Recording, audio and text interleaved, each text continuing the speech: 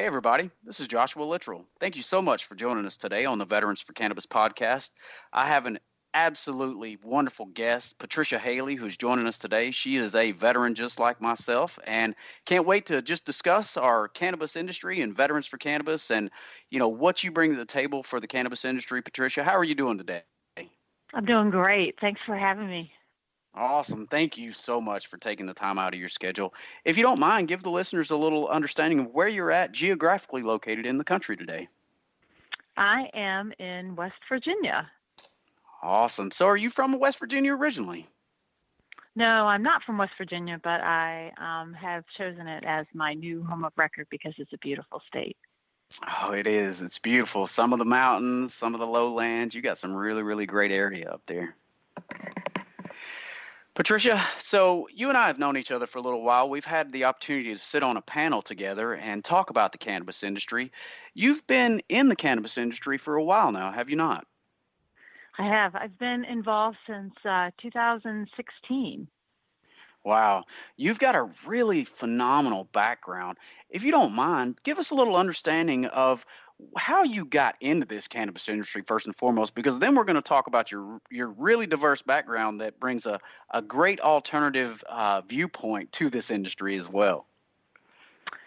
So I have a background in law enforcement, and what was unique is that I had an opportunity back in 2016-17 timeframe to work with an applicant who was looking to put together the security aspects of their application for a cannabis business. And so I started then and began working forward, and by word of mouth ended up with multiple clients in many, many different states. Wow. So you have law enforcement in your background, and cannabis was something that you were consulting on. How did you feel about that? Because you're a veteran too, and I know you saw the outside benefits of it. So morally, when you thought about this and got into this, how did you think and how did you guide yourself in that process? So from a law enforcement perspective, there are a lot of standards that are required for any sort of industry.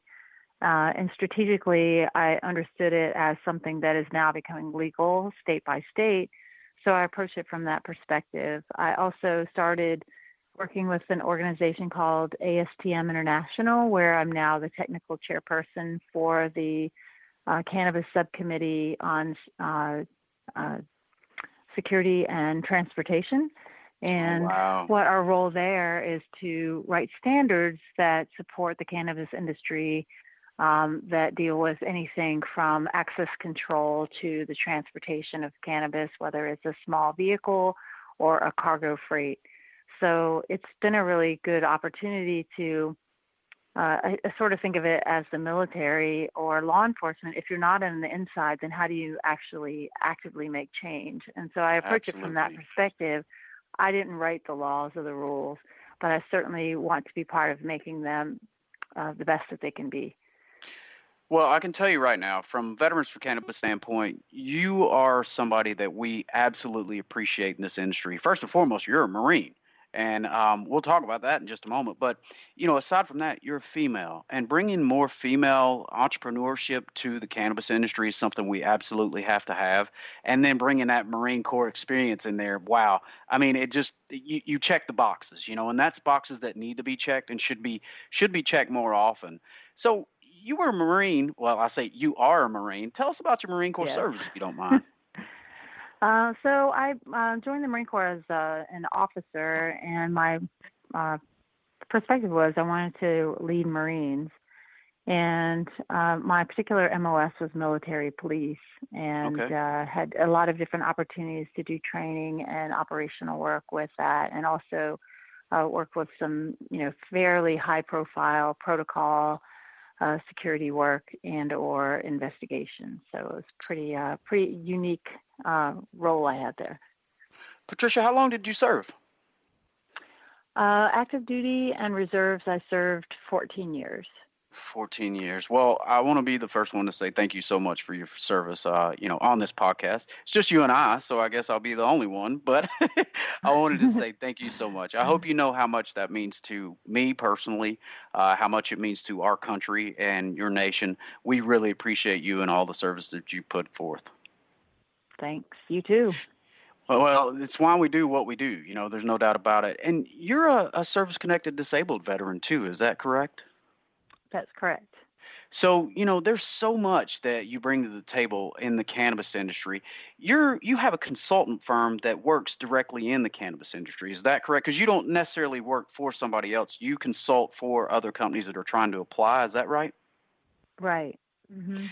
Tell us about that process. How does somebody get in contact with you or want to apply for a medical cannabis cultivation license? How do they go about contacting you and setting that up? So if someone is interested in the application process, there's a section that requires a pretty high score, and that section is the security section. So one could reach me off of my website, Peaceful Warrior Girl, or they could reach me.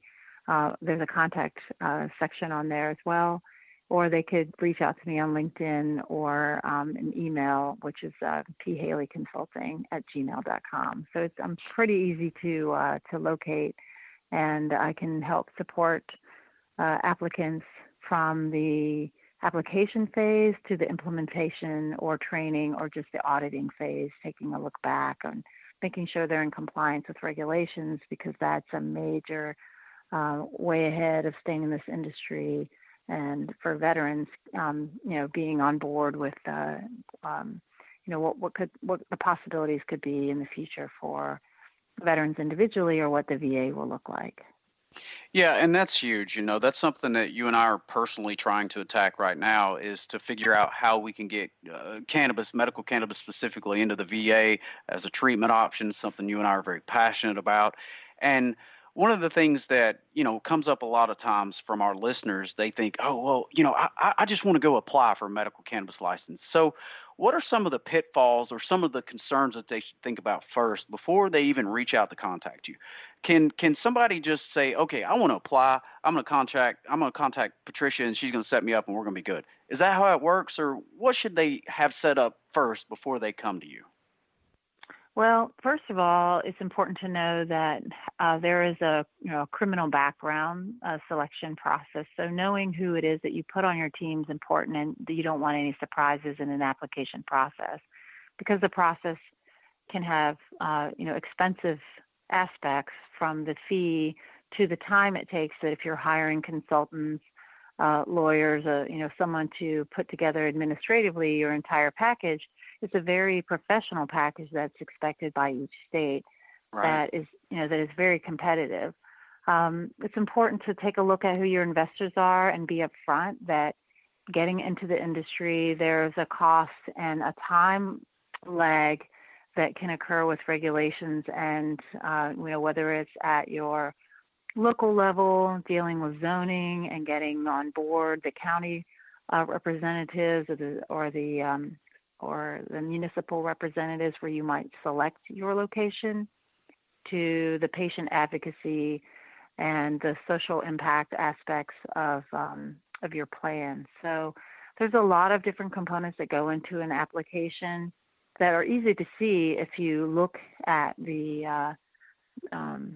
application website. So you can either you'll be writing paragraphs upon paragraphs or submitting Right. onto a website. So there's a lot of different pieces that you really need to step back and look at, whether it's the investor aspect or who your employees will be at the end of the day, and then really create that Gantt chart or what have you to make a solid plan, letting everyone know that this is the ideal view, but given my experience, it seems to be a year or 2 years in delay. So knowing that you can be there for the long haul. So those are some real serious conversations to have with everyone on your team. I think that's a great point, and that's why I was wanting to ask that question because we get approached a lot all the time of, how can you help me apply for a license? And asking those questions just like you just did, you really weed out the bad, if you will, and that's a terrible analogy, no pun intended on that one. But everybody thinks that they can get into this industry, but it is not that easy at all. And the most frustrating part about it from our veteran standpoint is there's one thing that is typically available to us in all entrepreneurial ventures that is not available in this industry, and that's capital. And what I mean by that Mm-hmm. is we can't go out to the SBA and get a loan for this. There's no capital from the federal government, no capital from the state government, where we typically have help getting started in the business and industry. So that's real frustrating from our standpoint. And that's something that you and I and our entire brothers and sisters who are fighting in this fight really need to try to focus on is how do we focus on taking care of that capital question for our brothers and sisters who want to get into this industry, because they'll come to us all day long and say, hey, we want to get this started, but then they don't have capital. So you mentioned investors a moment ago, and one of the reasons I said all that to say is that we got to make sure it's good money that's coming into the industry, because I'm sure you've heard it time and time again, just like I have.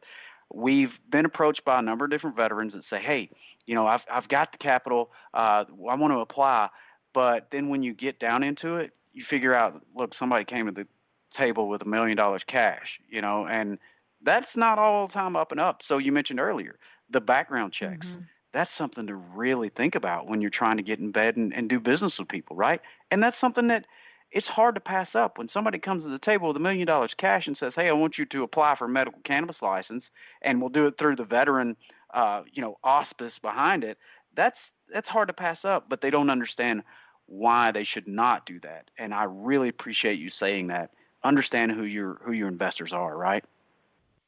Well, I mean, the critical piece here is that I'm sure you've learned this as well, is that it is your reputation because you're coming to the table as a veteran. And you need to look at it that way, that your reputation and who your associates are, you are going to be tied with them, whether it's on an application or you're working together with them. And it's important to know what their viewpoints are and what they're doing. Are they in it for the long haul? Are they in it to just make some money up front and then turn around and sell? So, where do you fall in that?